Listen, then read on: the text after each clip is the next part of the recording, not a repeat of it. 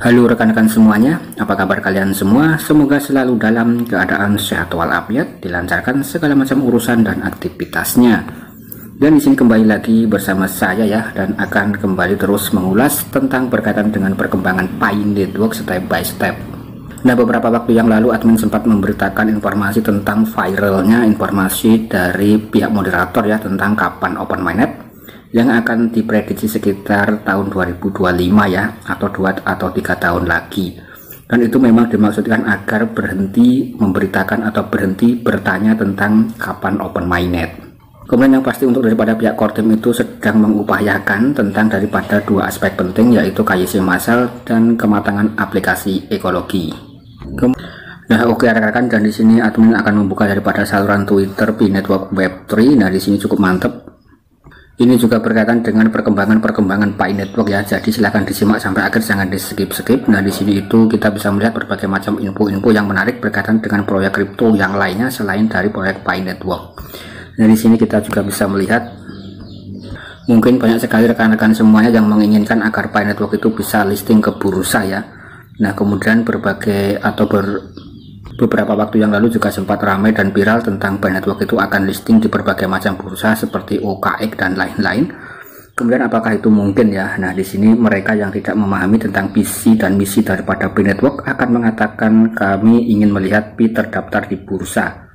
Kemudian hanya bagi mereka untuk menemukan di masa depan bahwa mencantumkan Pi di bursa hanyalah penurunan dari kehebatan koin Pi. Jadi di sini untuk daripada proyek Pi Network itu bisa dimungkinkan ya akan memiliki semacam exchanger tersendiri ya. Dan itu kita juga masih belum tahu 50-50 apakah Pi Network itu akan listing di bursa atau tidak. Yang pasti ketika listing di bursa ya itu akan berlaku hukum seperti koin kripto konvensional yang sudah ada, yaitu hukum pasar ya. Kemudian di sini jika Anda melihat lebih dekat, Anda akan menemukan bahwa core team sedang membangun dari langkah ke langkah membangun Pi yang akan tetap ada di sini selama 50 tahun ke depan ya. Jadi sudah dipersiapkan project Pi Network itu project jangka panjang. Kemudian di sini kita juga bisa melihat lagi rekan-rekan tentang perbandingan proyek Pi Network dan juga project kripto yang lainnya. Nah, di sini itu juga ada semacam project yang lain, yaitu Renminbi Digital telah dikembangkan selama 7 tahun dan masih dipromosikan sebagai percontohan dan belum sepenuhnya diterapkan. Kemudian di sini untuk koin Pi sendiri ini memang sudah dikembangkan ya lebih dari 4 tahun dan saat ini masih berada di enclosed mainnet, dan untuk open mainnet masih belum dibuka. Jadi ini adalah sedikit perbandingan tentang suatu project yang lain selain daripada proyek Pi Network, yaitu adanya project Renminbi ya, Renminbi Digital. Di sini 7 tahun masih belum listing atau open mainnet. Sedangkan Pi Network sendiri juga sangat jelas sekali ya untuk daripada project dan ekosistemnya. Kemudian di sini kita juga bisa melihat lagi rekan-rekan, di sini kalau kita lihat daripada yang disampaikan oleh Pi Network Web3 ini cukup ya masuk akal dan rasional sekali ya. Pi Network adalah blockchain milik orang tanpa ICO atau investor. Kemudian 80% koin yang ditambang secara global menjadikan terdesentral. Core team percaya dalam mengambil jalan sempit menuju sukses membuat kemajuan. Nah, di sini sekali lagi sangat jelas sekali tentang daripada proyek Pi Network itu memang tanpa ICO ya. Kemudian di sini 80% dari total supply itu yang bisa ditambang rekan-rekan semuanya selama ya bisa dikatakan 80 sampai 100 tahun ya. Ini sangat lama sekali proyek Pi Network, artinya di sini proyek ini akan terus berjalan. Jadi untuk proyek Pi Network itu memang dibuat sedemikian rupa ya oleh daripada Dr. Nicholas, Cheng Diopan dan core team. Nah, ini memang bisa dikatakan proyek yang sangat fenomenal. Tidak ada tanggal khusus untuk kapan open mainnet. Itu tergantung pada jumlah pionir yang KYC dan kematangan aplikasi ekosistem. Ini sangat jelas sekali. Jadi untuk tanggal pasti kapan open mainnet intinya memang belum ada yang tahu. Dan di sini untuk daripada kisi-kisi yang jelas ya tinggal kita lihat saja KYC-nya seberapa banyak.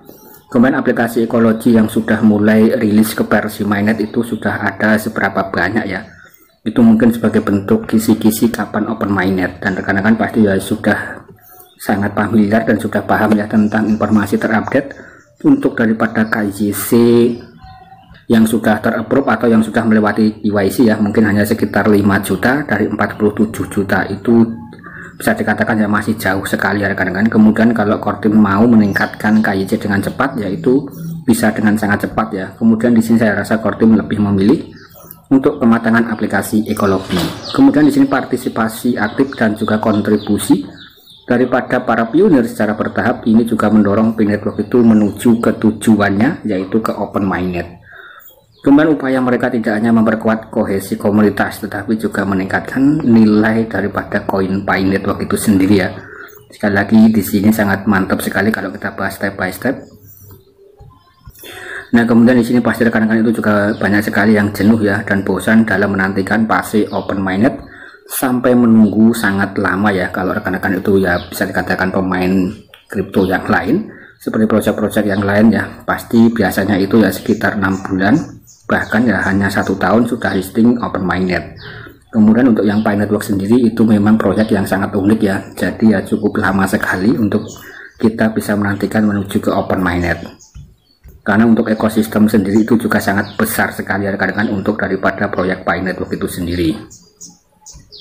Kemudian di sini yang pasti ya, seperti yang sudah disebutkan sebelumnya, ketika dua tujuan jaringan utama atau enclosed mainnet itu sudah tercapai ya, jaringan utama akan terbuka. Jadi ketika sudah KYC-nya itu matang atau sudah banyak yang melakukan KYC ya, dan juga untuk aplikasi ekologi itu sudah siap diluncurkan, ya pasti tinggal menunggu saja open mainnet, pasti itu sudah sangat dekat ya rekan-rekan, mungkin kurang lebih seperti itu ya. Kemudian di sini alasan mengapa core team itu tidak melakukan open mainnet pada hari-hari ini atau pada bulan-bulan ini ya. Nah, di sini mungkin banyak sekali rekan-rekan yang bertanya seperti itu, dan core team itu mengapa tidak menanggapi tentang kapan open mainnet ya, dan malah diam saja. Nah, kemudian di sini kita juga bisa melihat ya mengapa pihak proyek atau core team tidak membuka open mainnet. Alasan utamanya adalah perkembangan ekologi tidak dapat secara efektif mendukung koin P untuk memainkan fungsi mata uang. Penambang dan spekulan yang dipetakan masih menggunakan pemikiran pertukaran untuk membeli dan menjual koin P. Jadi di sini mengapa core team masih belum meluncurkan open mainnet, karena di sini sebagian besar pionir itu menginginkan agar P-Network itu atau koin P itu listing di bursa ya. Sedangkan untuk konsep project P-Network itu memang bisa dikatakan unik dan berbeda dengan konsep kripto-kripto yang sudah ada sebelumnya. Jadi untuk P-Network itu memiliki ekosistem tersendiri, dan untuk koin Pi itu ya akan laku dijual di dalam ekosistemnya ya, untuk memutar daripada ekosistem tersebut. Nah, seperti misalnya untuk membeli produk-produk di dalam ya seperti Tokopedia ID ataupun WeChat Mall, dan untuk pembayaran-pembayaran yang lainnya di dalam ekosistemnya sendiri. Kemudian ketika listing di bursa ya maka akan berlaku hukum pasar ya rekan-rekan. Jadi harganya itu sesuai dengan permintaan pasar ya, bisa naik dengan cepat, bisa turun dengan cepat ya, dan untuk stabilnya itu bisa dikatakan ya bisa mustahil ya kalau sudah listing ke bursa. Kemudian yang pasti di sini untuk daripada peluang P-Network listing di bursa ya kita masih belum tahu secara pasti ya. Nah, kemudian di sini koin P perlu digunakan sebagai alat tukar barang dan jasa, artinya perlu ada permintaan koin P di kalangan bisnis atau konsumen. Kemudian di sini core team atau pihak proyek juga perlu fokus membangun permintaan melalui kemitraan dengan bisnis, dan juga mempromosikan penggunaan metode pembayaran koin P, dan ini juga sangat jelas dan mantap ya. Kemudian beberapa waktu yang lalu banyak sekali admin bahas dan singgung melalui website OK News tentang daripada ya seperti perusahaan-perusahaan dan lain-lain ya yang juga ikut akan menggunakan pembayaran dengan menggunakan koin P atau bisa bergabung dengan blockchain P-Network ya, mungkin kurang lebih seperti itu. Dan juga CBDC di Cina itu juga bisa dipastikan atau dikabarkan itu juga sudah mulai ya rekan-rekan, sudah mulai bergerak. Kemudian juga bisa dimungkinkan akan bisa terkoneksi dengan blockchain P-Network. Nah, mungkin ya kurang lebih seperti itu intinya di sini untuk proyek P-Network itu ya, kita harus menantikannya tentang open mainnet yang masih cukup lama ya. Dan yang pasti tanggal open mainnetnya masih belum banyak yang tahu, dan rekan-rekan itu juga bisa menggarap project kripto yang lain selain daripada P-Network sambil menunggu open mainnet. Nah, rekan-rekan bisa klik link yang ada dalam kolom deskripsi ya untuk menggarap project-project yang lain, untuk sekedar membeli beras ya, atau untuk sekedar mendapatkan cuan ya. Nah, mungkin kurang lebih seperti itu. Sekian dan terima kasih.